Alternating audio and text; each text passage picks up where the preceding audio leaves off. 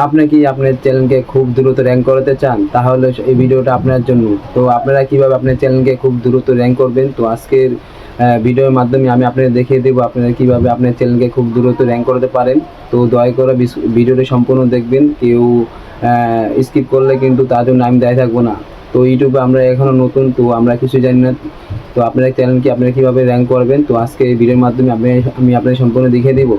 তো YT studio একটি অ্যাপসের ভিতরে একটি সেটিংস অন করলে আপনারা আগের তুলনায় আপনারা অনেকটাই ভিউজ বেশি পাবেন এবং আপনারা আপনার চ্যানেলে এঙ্গেজমেন্ট বেড়ে যাবে এবং আপনার ওয়াচ টাইমটা খুব দ্রুতই বাড়তে থাকবে যদি সম্পূর্ণ গাইডলাইন মেনে আপনি কাজ করেন।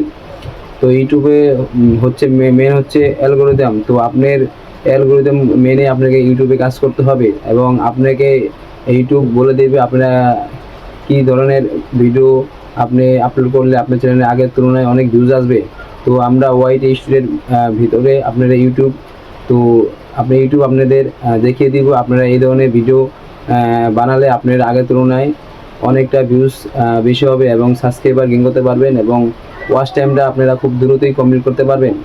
তো এই আজকের ভিডিওটা আপনাদের নতুন ইউটিউবারের জন্য, যারা এখনই কিছু জানেন না আপনারা কীভাবে আপনার চ্যানেলকে র্যাঙ্ক করাতে হয়। তো আজকে আমি স্টেপ বাই স্টেপ আপনাদের দেখিয়ে দেবো আপনার চ্যানেলটি কীভাবে র্যাঙ্ক করতে পারেন।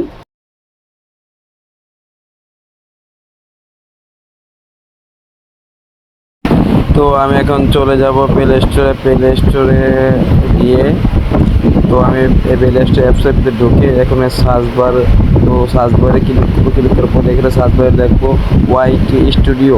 তো এখানে ওয়াইটি স্টুডিও লেখার পরে এখানে ইন্টারভিউতে একটি অ্যাপস চলে আসবে। তো আমার অ্যাপস নামানো আছে, তো আপনার এখান থেকে জিমেলের সাহায্যে নামিয়ে নেবেন।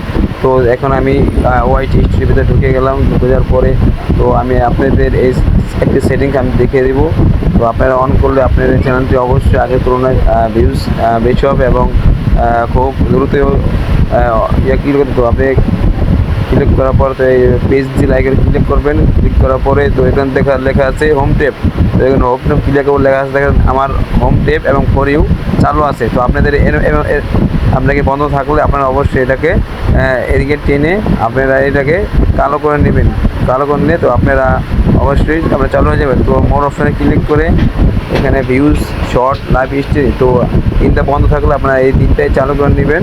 তো চালু করলে আপনার আগের তুলনায় ভিউজ এবং